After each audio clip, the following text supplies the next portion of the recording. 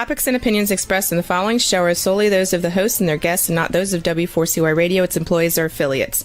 We make no recommendations or endorsements for radio show programs, services, or products mentioned on air or on our web. No liability, explicit or implied, shall be extended to W4CY Radio or its employees or affiliates. Any questions or comments should be directed to those show hosts. Thank you for choosing W4CY Radio.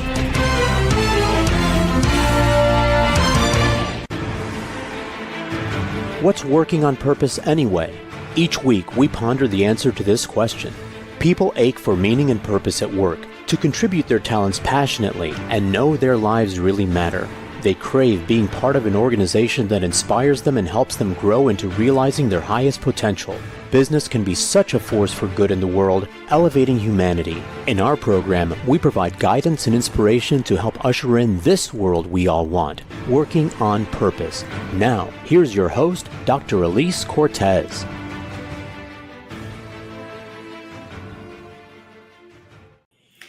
Welcome back to the Working on Purpose program, which has been brought to you with passion and pride since February of 2015. Thanks for tuning in this week. Great to have you. I'm your host, Dr. Elise Cortez. If we've not met before and you don't know me, I'm a workforce advisor, organizational psychologist, management consultant, logotherapist, speaker, and author. My team and I at Gusto now help companies to enliven and fortify their operations by building a dynamic, high-performance culture, inspirational leadership, and nurturing managers activated by meaning and purpose. Many organizations are not aware of how critical it is to invest in developing their leaders and managers, not just for their own effectiveness, but also to avoid burnout and keep them fulfilled, and also that they can measure and monitor the purpose experience in their organizations to keep it working as an operational imperative. So much you can do with meaning and purpose. And did you know that inspired employees in purpose-led organizations outperform their satisfied peers by a factor of 2.25 to 1? In other words, inspiration is good for the bottom line.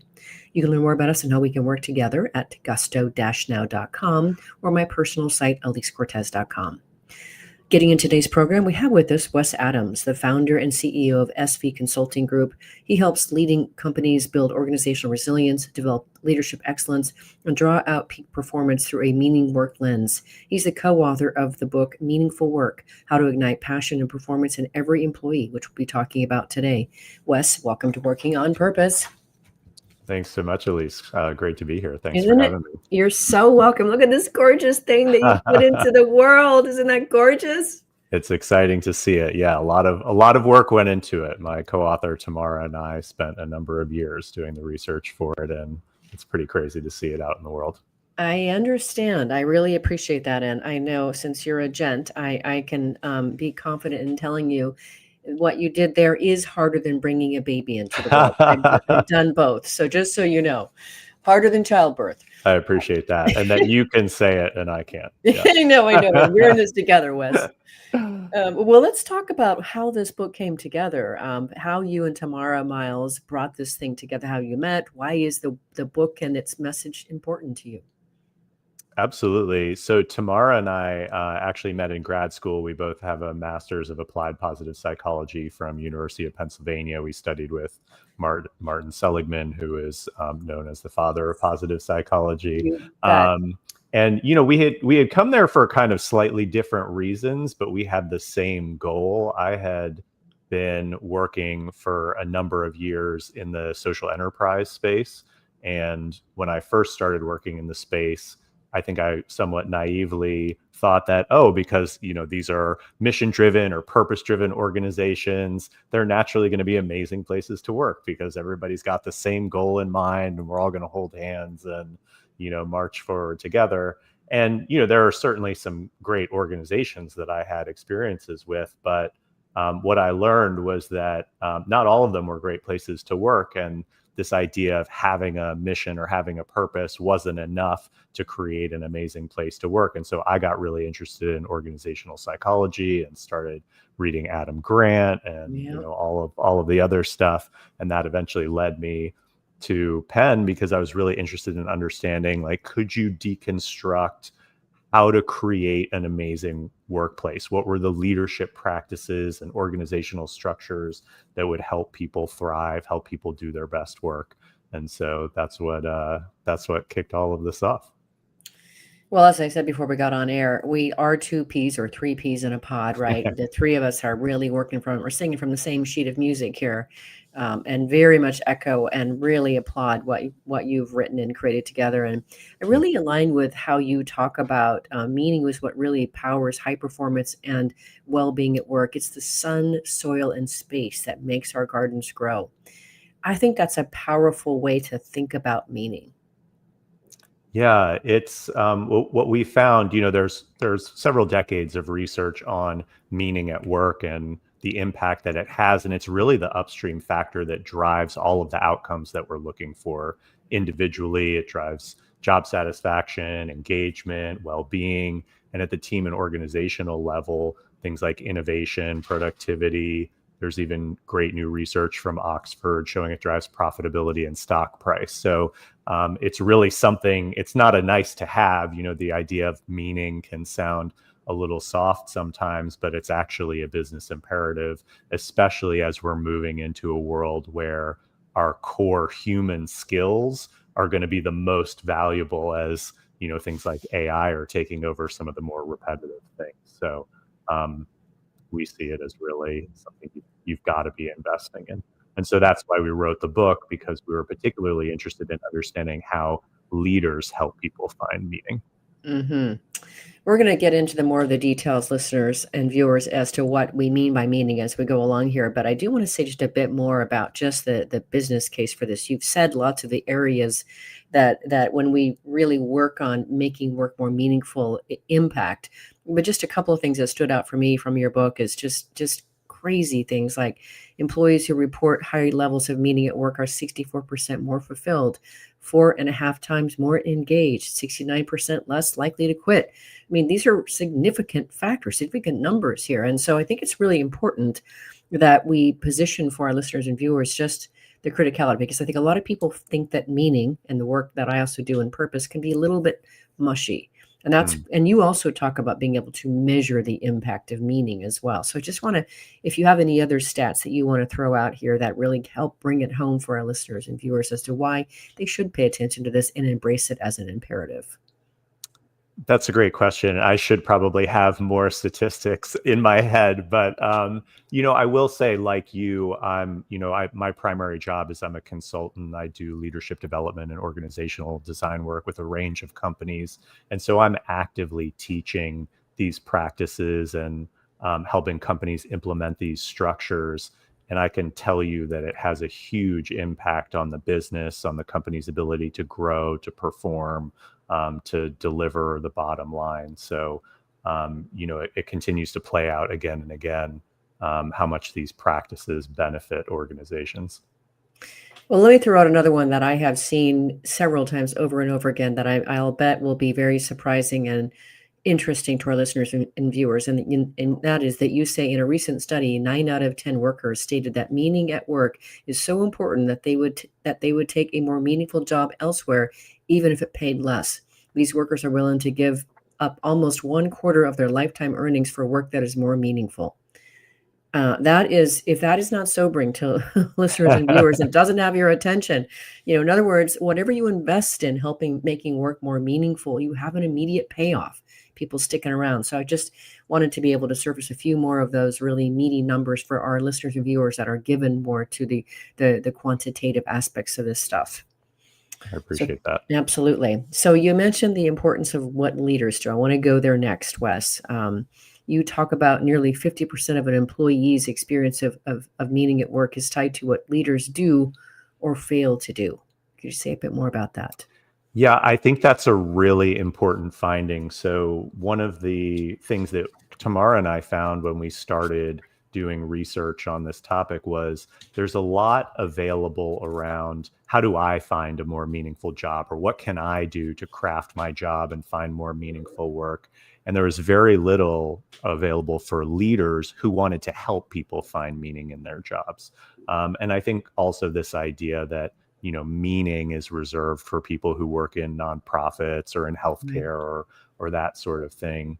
And so, we really wanted to dig into that. And so what we found, over several years of doing this research and, doing quantitative studies to understand the impact of these behaviors on people's sense of meaning and other outcomes like job satisfaction, retention, those sorts of things, was that these behaviors that we identified account for about half of how meaningful people find their jobs. And that's enormous. That is an incredible responsibility that leaders have, and also a huge opportunity. What an incredible leverage point. If we know that meaning is the upstream factor that drives all of these things that we want, leaders have a huge potential impact on that if they're employing these practices and thinking about how they're actively investing in these things. And I think the other thing that we found was that people in every job every day can experience meaning, especially when leaders are employing these practices. Your job doesn't have to be your life's calling for your work to feel worthwhile. These moments of meaning can happen in every job. And we talk to people who were hairstylists, janitors, people working in data centers, who found their jobs incredibly meaningful. And so I think that bodes well for all of us, that we can get more than just a paycheck out of our jobs, whatever that is. For my PhD, I studied human development, and I researched for my dissertation how meaning is experienced by people, actually IT managers back then, and how it's related to their sense of self. And then I did a big postdoc research back in 2014, and I found these 15 modes of engagement. When I looked at the levels and kind, the depth and quality of the meaning and its relationship to their person. And so, yes, and same thing. I also researched many different kinds of individuals, and the richness that's available around how people experience and express what's meaningful is just dazzling. And it's there. There's an opportunity, to your point. And that's why I also, as a fellow consultant, really love getting to support leaders, because this is not super hard, but it maybe isn't super obvious to be able to help steward this meaning journey. Yeah, well, first of all, I'm really interested in that research, so I'd love for you to send it to me after.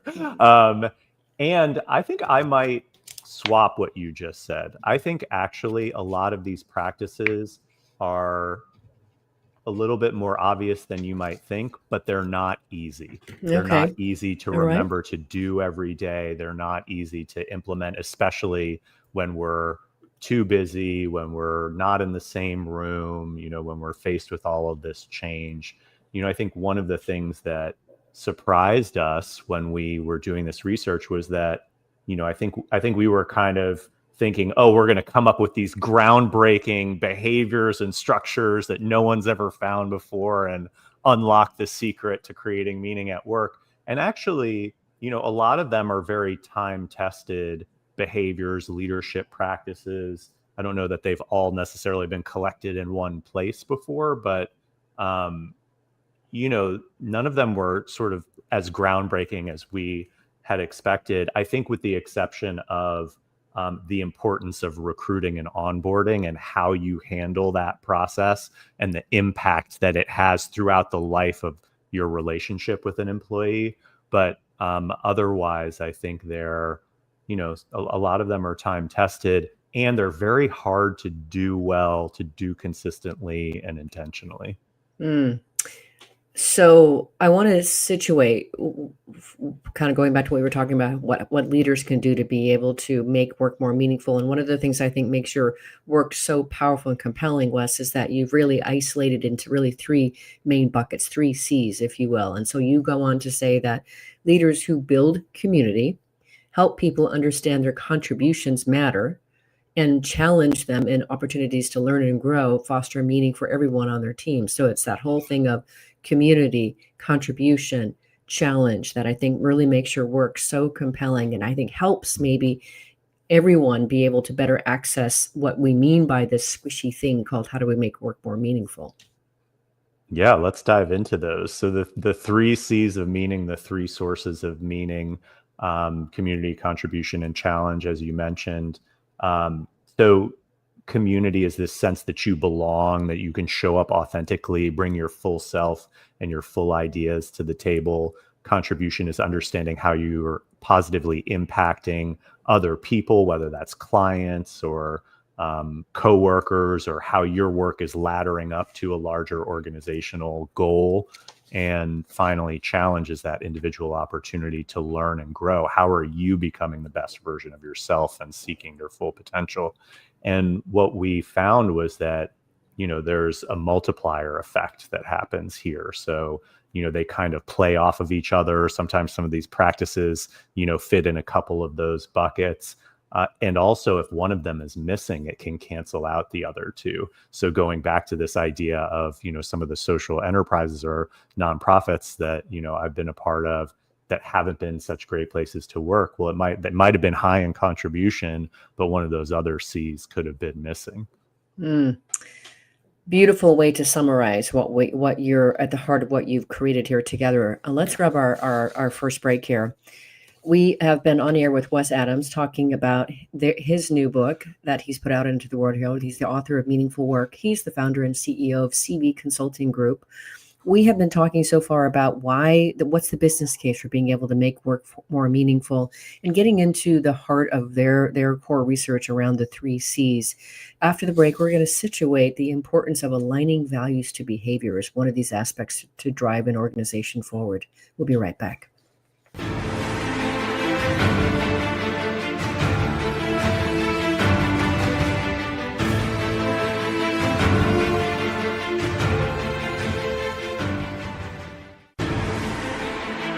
Dr. Elise Cortez is a management consultant specializing in meaning and purpose, an inspirational speaker and author. She helps companies visioneer for greater purpose among stakeholders and develop purpose-inspired leadership and meaning-infused cultures that elevate fulfillment, performance, and commitment within the workforce.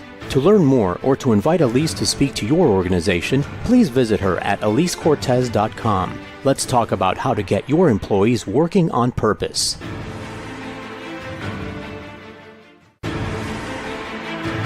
This is Working on Purpose with Dr. Elise Cortez. To reach our program today or to open a conversation with Elise, send an email to Elise, A-L-I-S-E, at elisecortez.com. Now, back to Working on Purpose.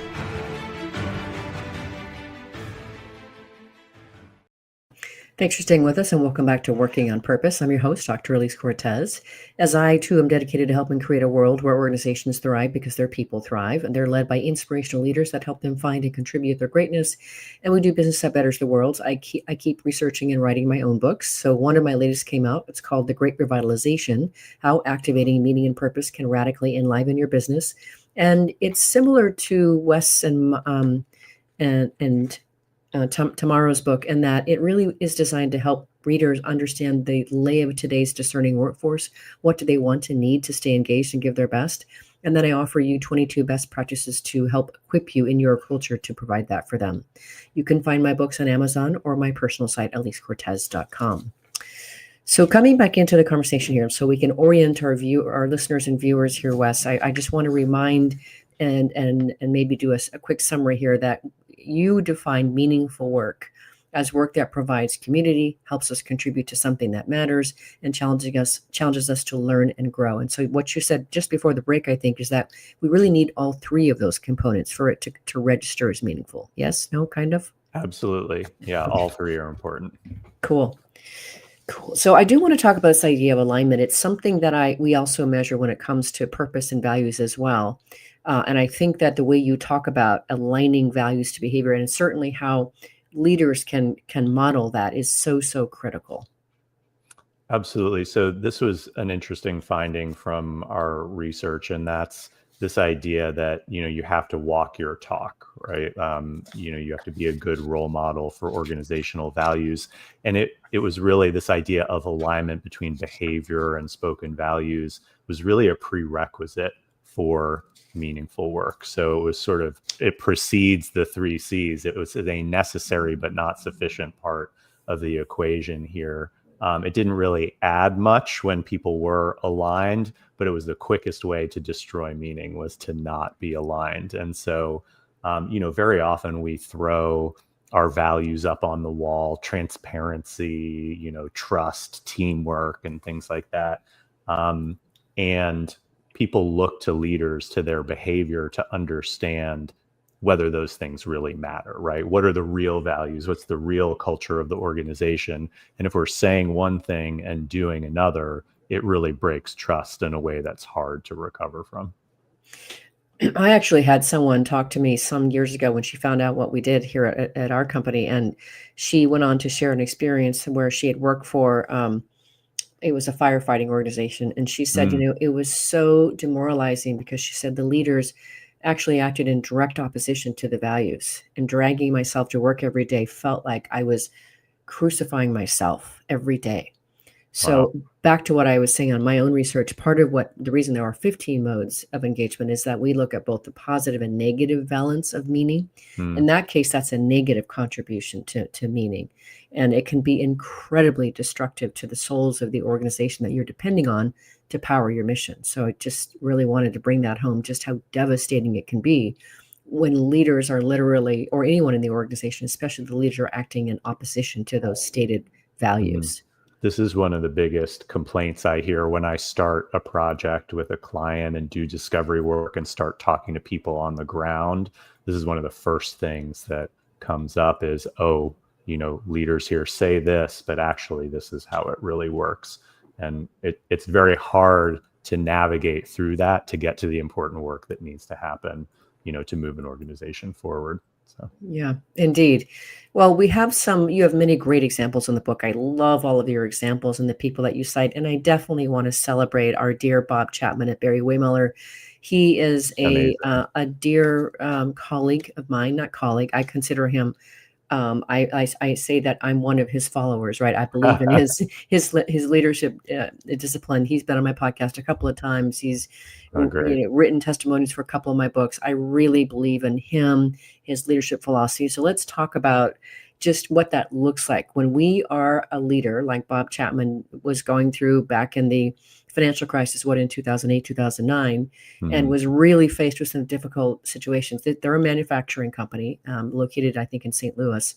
And he went back and said, let's look at our values here. How do we get through this together? So can you paint a little bit of that picture? And I'll add in some details that I remember from your book that I think are really compelling.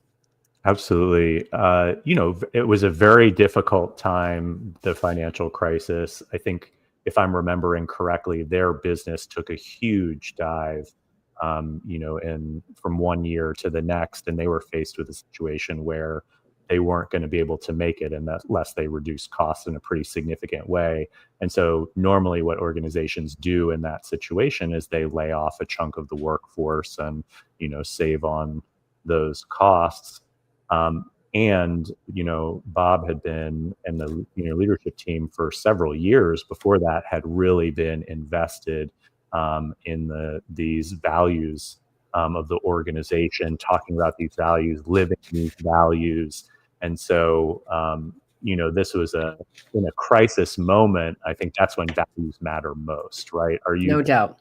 Do the work when it gets hard. It's easy to be aligned with your values when things are going well.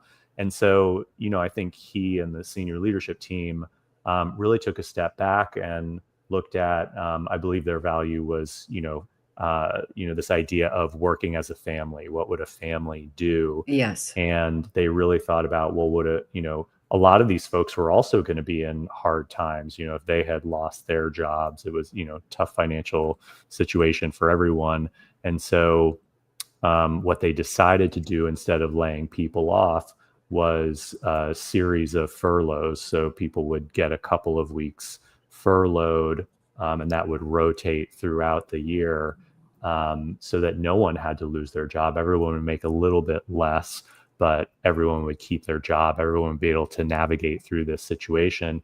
And some people in the organization actually put their hand up for double furloughs so that people who really needed the money or, had families that were struggling could, keep their full paychecks and that sort of thing. And I believe he also halted 401k matches with the promise to repay them, yes, when he could. And they navigated that year of the financial crisis. And I think they came back stronger than ever. And within a year or 18 months, people were back full time. They had paid back all of the 401k contributions that they had held back. And, it was really a testament to what happens when you live your values and the long-term impact that has on the organization. Yeah, let me add just a few more details to that because I think this is really, really powerful. Listeners and viewers, think about the impact of what this would have on your organization if you really lived the values like this. So, in addition, Bob took a major pay cut himself. He went from 875,000 a year to $10,500 that year. Talk about walking the talk. Talk about walking the talk. He did put the bonuses and 401k matches on hold. And specifically, I want to make sure that y'all understand how this furlough works. And so he asked all of their associates to take an unpaid 4-week furlough to distribute the impact equally. And to your point, Wes, some of those people said, hey, Jane needs more of an income right now with her 3 kids or whatever than I do. I'll take double furlough kind of thing. So think about what that does together. And Bob and Dr. Raj Sodhi have co-written a book called Everybody Matters. And that is, again, walking the talk. And if you think about what does this do, boy, how many people would, almost, I'm not going to say that what I was about to say, because in these political times, it could be really, really charged, but, really give themselves over for this company because they believe they were there in the hard times. So I just really want to situate, this is really unusual behavior, but it's also incredibly distinguished. Bob speaks all over the world, and people seek his counsel because they see how successful they have been over the years. They don't talk about head count in their company. They talk about heart count. I mean, it's really, really a beautiful example of truly walking the talk. I love that. Yeah, it's really incredible to see what happens when you are willing to invest in this stuff and walk your talk, especially in the long term. I think we have a lot of short-term pressures on organizations these days. And, those decisions, I mean, just the research on laying people off and the impact that has on an organization. I was reading, I'm forgetting who the researcher was, but, they can measure the negative impacts of that 3 years and further beyond in an organization. It hurts the organization's reputation. It hurts that sense of teamwork and collaboration in ways that's really difficult to recover from. Indeed. And on that note, I did want to go into how you offer some ways that leaders can cultivate connection. I thought that your ideas about shared experiences were really, really interesting. The portfolio approach you talk about in the book was really interesting.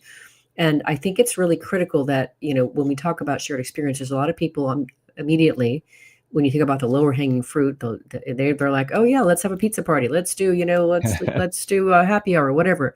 And you distinguish some more when you add in the challenge piece of that, a shared challenge, how much more meaningful that is. Then a nice mix of those activities can really make a difference to cultivating that connection. If you could say a bit more about these ways that leaders and organizations can cultivate shared experiences and also that portfolio approach. Yeah, so doing things together is a great way to build authentic relationships with each other. And one of the things that we talk about in the book is, as leaders, creating a portfolio of shared experiences along 2 axes, a difficulty axis and also a purpose axis. So, in one part of this matrix, you would have, kind of lower difficulty, lower purpose activities, and that could look like something we talk about in the book, which is the Swedish practice of fika, which is basically just having a coffee break together, synchronizing coffee breaks across the organization, which just means that people happen to be free at the same time. They bump into each other, they chat, they have a chance to get to know each other a little bit, and that's actually, there's research on it, been a very powerful way to build connection and even collaboration across functions and that sort of thing. And then you can get into higher difficulty, higher purpose experiences, like we're going to go do a volunteering day together at the local soup kitchen or whatever that is. That takes a lot more time. It's a little bit more difficult to do that sort of thing. And what we want is sort of a range of experiences across the spectrum, so that we're varying, opportunities for different types of people, and we're creating all of these different entry points for folks across that portfolio. And one of the things too that I appreciate about that, and you do talk about in the book as well, and I've also written about it and spoken about it, is, if you want people to come together, and it makes more sense for people to come together when they are learning together, they're trying to connect together, and when you do ask them to come together, essentially you need to be able to earn that commute, earn the effort, the resources it takes for them to get there. And I think some of this idea of a portfolio of experience really helps situate for leaders how you can make these things compelling and really meaningful and meaty for people. So I just really want to celebrate how you've situated those opportunities for organizations. I appreciate that. And I think we could probably do a whole episode on how the psychological contract of showing up at work has changed No doubt. significantly. And I think there's this new capability that's needed within organizations, which is thinking about how to organize people when they come into the office. How are you thinking about that? Like an event planner, an experiential marketer. There's no reason to come into the office to be on Zoom calls all day or Teams calls all day. I can do that from home. How are you creating opportunities for us to connect, for us to collaborate, be creative, brainstorm, have inspirational connection with each other? That's what we need to do when we're in person. Mm-hmm. Well, on that note, I also wanted to call out and embrace the idea that you have in your book about embracing authenticity and doing it in a way through personal storytelling, and which allows people to also summon their higher emotions. I'm a big fan of Barbara Fredrickson, and I really love the idea of being able to encourage people to share their personal stories, what matters to them. And what I love about this, and aligns with what I'm also doing too, Wes, on some of my newer offerings, is it allows them, when they are able to bring in their full selves and share what matters to them, that we are now building through their positive emotions such as joy and gratitude and curiosity, which expands our thinking and prompts us to explore new possibilities and ideas. And that is connective and sticky. And there's just so much richness in what you can create from and innovate from that sort of an experience point. Absolutely. And I think, huge fan of Barbara Fredrickson. She was one of my professors, and Jane Dutton's work on high quality connections. Also, just the even very brief interactions with people that elicit those positive emotions are hugely powerful in connecting us to each other. You and I could probably geek out all day about this stuff. Absolutely. But let's grab our last break here.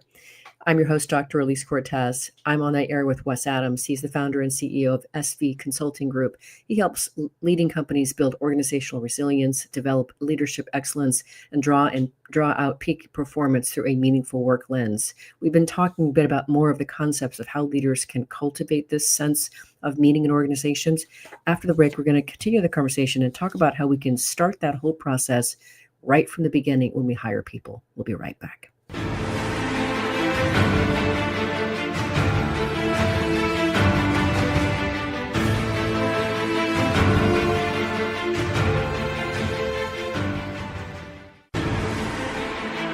Dr. Elise Cortez is a management consultant specializing in meaning and purpose, an inspirational speaker and author. She helps companies visioneer for greater purpose among stakeholders and develop purpose-inspired leadership and meaning-infused cultures that elevate fulfillment, performance, and commitment within the workforce. To learn more or to invite Elise to speak to your organization, please visit her at elisecortez.com. Let's talk about how to get your employees working on purpose.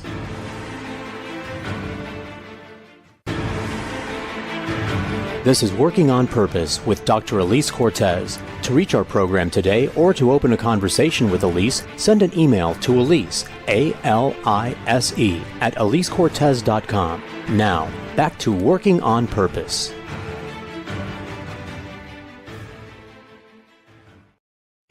Thanks for staying with us and welcome back to Working on Purpose. I'm your host, Dr. Elise Cortez. As you know by now, the program is dedicated to empowering and inspiring you along your journey to realize more of your potential. If you want to learn more about how we can work together and learn about the Gusto Now Academy for leaders and individuals on various journeys alike, make your way to gusto-now.com and then go to the training tab and you'll find the Academy there. If you are just joining us, my guest is Wes Adams. He's the co-author of Meaningful Work, How to Ignite Passion and Performance in Every Employee. So you had mentioned this before when we were speaking in the first segment here, but this notion of how we can even start this whole meaning journey before we even bring people into our organization by hiring through values. And I think this is really, really powerful. If you could speak a bit about the idea of the values interview, their values journey, and how it shows up in their work. This is not something I've heard too many people talk about. This was really fascinating to us when we found it in the research. And what we learned was that even just talking about an organization's values in the recruiting process, in someone's interview, had an impact on the meaning that they felt later in their career, even years later, right? There was a measurable impact there. And so this practice, first of all, of talking about values, of being asked about your own values and understanding what the organization believes in and how they operate and what the culture is. Our theory on that is, first of all, it signals that this is a place where, we behave in line with our values. And second of all, it allows people to self-select in, it helps build that alignment between, my personal values and the organizational values of the company that I'm interviewing with. And, there are a couple organizations that we talk about, Zappos, I think, being one of them that's pretty well known for their values interview, which is a behavioral interview that's really around alignment with Zappos values. And so there's a whole separate interview that's just about values alignment, or I guess I should say values add, because one of the important distinctions here is we don't want people who think exactly like us. We want people who share the same values, but are still willing to challenge us on how those live in the world. And so, they have an interview and they rate people on the values according to a very specific scale. And that trumps all of the other interviews. So even if you have a very high quality candidate, if you're desperate for a new engineer and this person went to MIT and they have all the qualifications, if they don't pass the values interview, they don't make it in. And so they really walk their talk in that way, which I think is powerful. And it means the people that make it into the organization are really going to feel an increased sense of belonging because they know everyone else is aligned on those things. Very powerful. And one of the things that we do is when people understand their own individual values and they can align them with and through that of the organizational purpose, now it's really powerful. That's what allows them to feel amplified by being part of the organization. So the values piece is really, really important. And I don't see too many organizations doing that work up front like you're talking about. Let's talk a little bit about feedback. I work with several different leaders right now, and I'm amazed by several of them who have said just recently to me, as we talk a little bit about appreciation and who almost literally said the exact same phrase to me. I think people should be. If they're doing their job, I don't think I need to say thank you or show appreciation because that's what I expect of them. Mm-hmm. And the research is overwhelming to the contrary, right? And so you go on to say that, one study found that participants who were asked to give positive feedback significantly underestimated how much it would matter to the person receiving it, and also how surprised the recipients would be to hear it. Participants assumed their gratitude would be more obvious and less meaningful to the recipient than it actually was. Yeah, this is, I have also heard people say that many times. Why should I thank somebody for doing their job? Doing their job, they're just meeting expectations. And it's pretty mind-blowing sometimes going into an organization and hearing that people haven't been thanked ever, or recognized ever for the work that they're doing, or it's been months or years since they've heard something like that from a manager. And I think there's recent research from Gallup and WorkHuman showing that one thank you once a week from a manager cuts disengagement and burnout in half. Yeah, that's one thank you once a week from a manager, and less than 40% of the people in that study felt adequately recognized for their work. Right. So this is a huge, this is one thing I'm very passionate about. It's a huge leverage point, and it's one of the most underused leadership tools out there. Just saying thank you or good job on a regular basis, incredibly powerful to let people know that they're work matters, to show them that they have a valuable contribution to the organization. And even better if we can be specific about that. So we talk about a feedback model, the best feedback model for positive feedback in the book. That's behavioral, explicit, strengths-based, and timely. And we want to call out exactly what was the thing that you did that I'm appreciating. What was the impact that had? Can we be explicit about that? What's the strength that I see in you?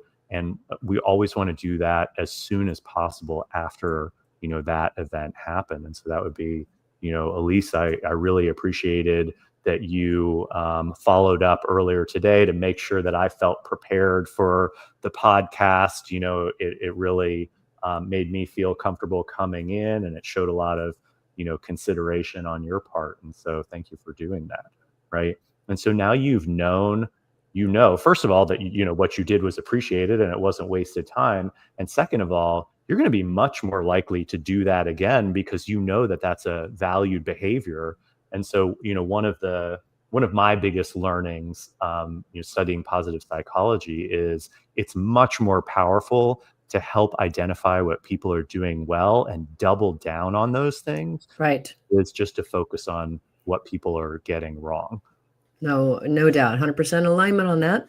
A lot of listeners and viewers don't understand, and I learned this in my years, that we continue to measure and improve employee engagement. But there's a couple of really standard value, or what I want to say, values or whatever that people really care about when it comes to engagement. One is the value of being valued and appreciated, which we're talking about. That's one of the strongest indicators or factors that drive employee engagement. Another one is learning and development. Of course, there's also the connection to the manager that we've been talking about through this whole time. So I want to go to that learning and development piece, but I want to do it specifically through your lens that you talk about in your book about creating meaning through challenge. Now, you wouldn't know this, but one of my 3 master's degrees is a master's. Only 3? Oh, 3, just 3, yes. Three masters, yeah. My mother kept saying, "When are you going to stop going to school?" And I'd be like, "I hope never." And that would give her like a small series of many heart attacks. But it's called it's a diplomate in logophilosophy, and that is Dr. Viktor Frankl's existential psychology work. Of course, so I know his work very well, and so I really want to situate what you have in your book about how you put forth. Now, for those of you who don't know who he is, he was an Austrian psychiatrist, Holocaust survivor, and the author of many, many different books. But he put forth the idea that what people actually really need is not a tensionless state, but rather the striving and struggling for some goal worthy of them. What people need is not the discharge of tension at any cost, but the call of a potential meaning waiting to be fulfilled by them. And so the opportunity is just that, right? To be able to fill that bucket, to elicit that reach and that difficulty, that is what brings out the best in people. So if you could speak a little bit about creating meaning through challenge. First of all, huge fan of Viktor Frankl, and I have that quote in several of the workshops that I do. Me too. So we're too. very aligned there. And I'll say, just to frame things, one of the first things that I do when I'm giving a presentation on meaning or doing a workshop that involves some of these practices is ask people to think about a time that was especially meaningful to them, a time at work that they feel really proud of or that's really stuck with them, that's powerful. And I would say more than 80% of the time, people don't talk about things that were easy. They talk about, man, there was this thing that was really hard. I didn't think I could do it. It was a real struggle, but our team banded together. I pushed myself beyond my capabilities in a way that, I wasn't sure was possible. And we came out the other side and we did it.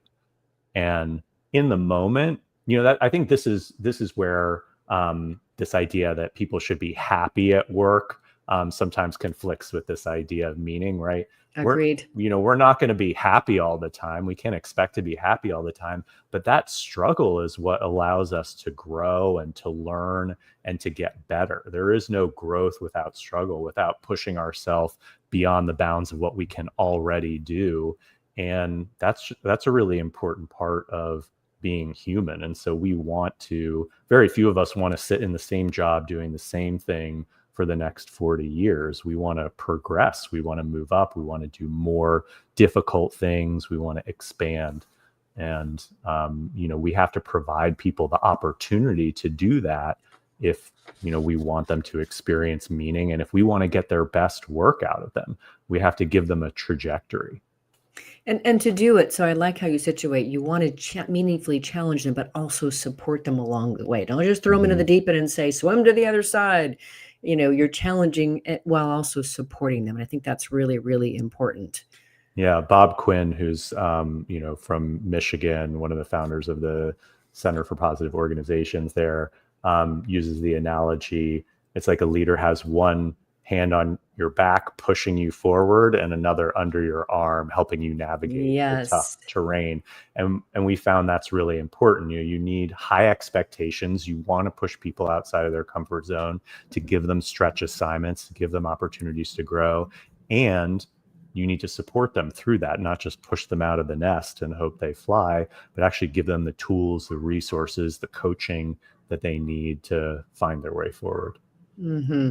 And I did want to finish on that note, Wes, this idea, the zone of possibility, as you call it in the last chapter of your book, and setting high expectations for all to lean into. And what I want to situate here, I do like how you draw on the Pygmalion effect, which is really all about is putting forth the expectation that managers believe in the potential of their people. They're not expecting them just to deliver the least amount to be able to do their work at all.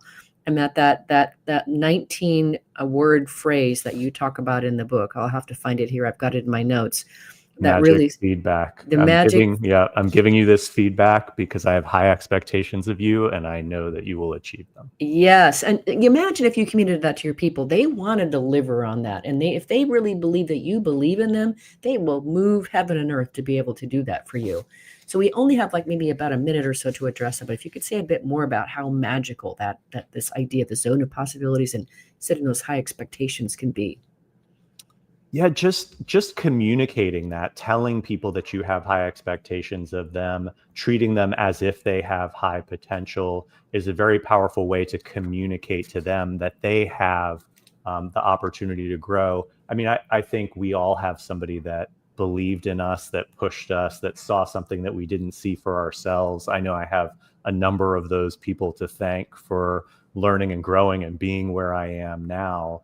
And leaders and managers can be that for someone else, and taking the time to coach somebody, to help connect them with someone who might be a valuable resource to them, to make recommendations for things that they should read or learn or whatever, is a very powerful way to instill that sense of challenge and give people a way forward.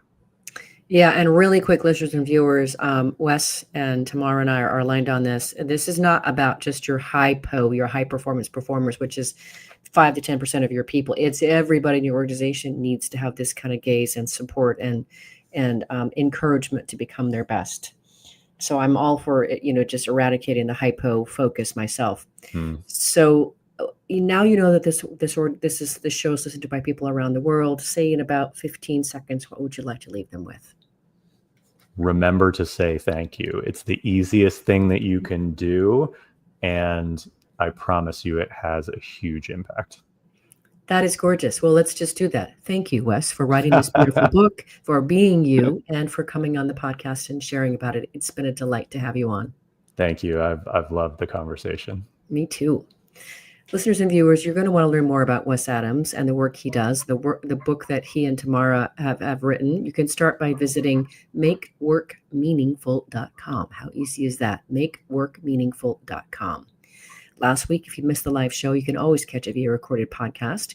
We're on air with Tamara Ryan, former longtime CEO of the Women's Bean Project, talking about her book, Followship, 16 Lessons to Become a Leader Worth Following. And I'm completely aligned with her message and was excited to share it with you. Next week, we'll be on the air with Dana Williams talking about her freshly released book, The Internal Revolution, Lead Authentically and Build Your Personal Brand from Within. See you then. Together, let's lean in and learn together how to make workplaces that call for the best from everyone, build our inspirational leadership capacity, and find ways to do business that serves all of our stakeholders. Let's work on purpose. We hope you've enjoyed this week's program. Be sure to tune into Working on Purpose, featuring your host, Dr. Elise Cortez, each week on W4CY. Together, we'll create a world where business operates conscientiously, leadership inspires impassioned performance, and employees are fulfilled in work that provides the meaning and purpose they crave. See you there. Let's work on purpose.